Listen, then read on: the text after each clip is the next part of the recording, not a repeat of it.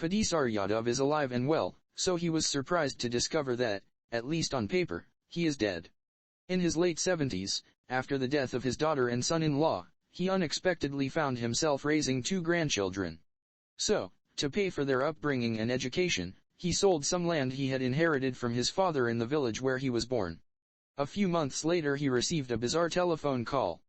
The man I had sold the land to called me to say there was a legal case against me. He said my nephew was telling everyone I'd died and that an impostor had sold the land.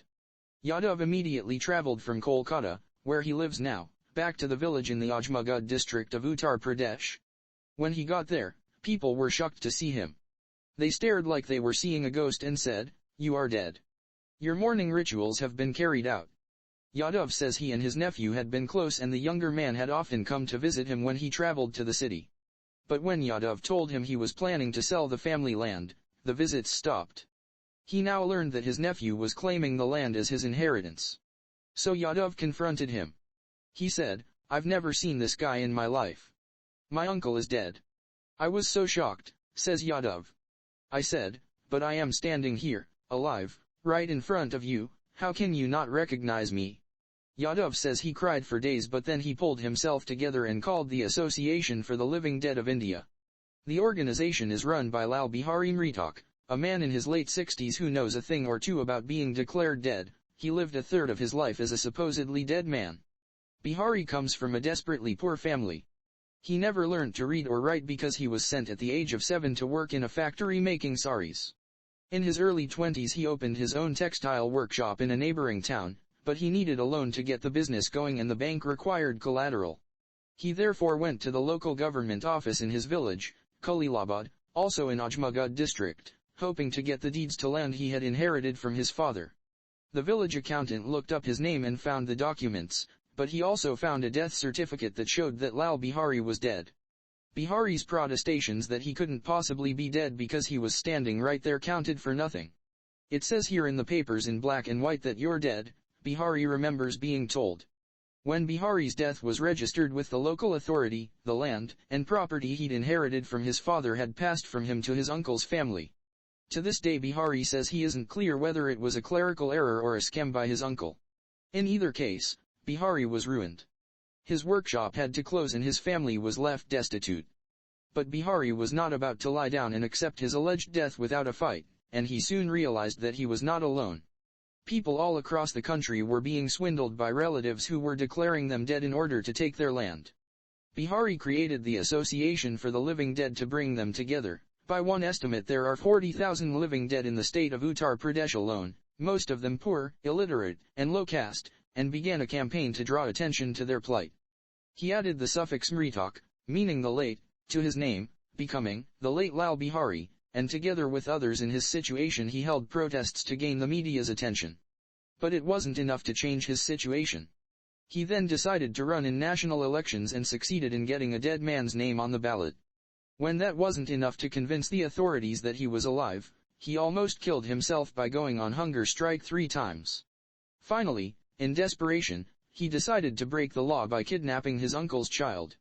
He was hoping the police would arrest him and in doing so be forced to accept that he was alive. After all, you can't arrest a dead man.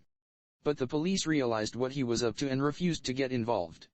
In the end Bihari found justice not as a result of any of his own creative efforts, but from the very system that had turned his life upside down in the first place. A new district magistrate in Ajmagad took a fresh look at his case and decided that, after 18 years of being told he was dead, Lal Bihari was alive after all. Bihari says that through his Association for the Living Dead he has supported thousands of people all across India who have faced similar struggles. Many of them, he says, have not been as lucky as he was. Some have killed themselves after spending years fighting their case and eventually losing hope, while others died natural deaths before their cases were resolved. One man who is right at the start of his struggle is Tilak Chand Dhakad. These days when the 70-year-old visits the farmland in Madhya Pradesh where he grew up he has to gaze at it from behind a fence. The old man has a score of health issues and knows he may not live long enough to ever walk through those fields again.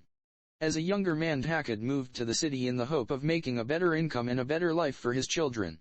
While he was away he rented his land to a couple. It was only when he returned to the village to sign some documents that he discovered he was no longer the owner of the land because he had supposedly passed away. The officer in the local authority office told me that I was dead. I thought, how could that happen? I was so scared, he recalls. Dhakad says he soon discovered that the married couple he had been renting his land to had registered him as dead, and the wife had then gone to court posing as his widow, saying she was happy to sign away the land. Whom Dhakad accuses of taking his land, they said they did not want to answer questions.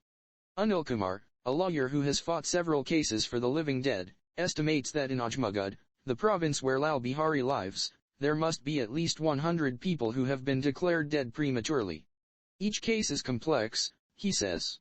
Sometimes there are clerical errors, at other times public officials are bribed to draw up false death certificates.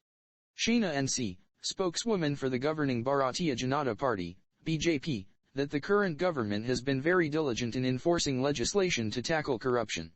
In a country as large and diverse as India, you could have a few stray cases which do come up time and again, but the majority is insulated by the good governance of the Prime Minister, Narendra Modi, she says. If there is a case of corruption, there are enough provisions in Parliament to make sure perpetrators are brought to task. But Anil Kumar says, when these cases are the result of a scam, justice can be elusive. In one case he fought, it took 6 years to prove his client was alive, and more than 25 years later he is still waiting for a verdict in the case against the man who allegedly had his client declared dead. If these kinds of cases were fast-tracked so that the criminal gets punished, it would strike fear into people and prevent these kinds of crime, Kumar says. It has been more than 45 years since Lal Bihari Mritak was declared dead and more than 2 decades since he managed to prove he was alive. But he still hosts, every year, a rebirthday party, with guests sitting round a large beautiful cake. As the knife slices into the intricate icing, it becomes clear to his guests that it's just a decorated cardboard box, a gimmick. Inside it's totally hollow. Some government officials are like that too, vacuous and unjust, he says. So I didn't cut this cake in celebration. It's a statement about the society in which we live. Bihari says he still receives calls from people across the country who want his advice to help them prove they are alive, but at the age of 66 he is losing steam and is now contemplating retiring from the struggle. I don't have the money or the energy to run the Association for the Living Dead anymore, he says, and there's no one to take it over. He'd always hoped that the national media would champion the dispossessed, and that government would clamp down on the bribe takers, but it hasn't happened. The man who spent 18 years of his life trying to prove he was alive one day really will be dead, without having achieved the changes he was fighting for.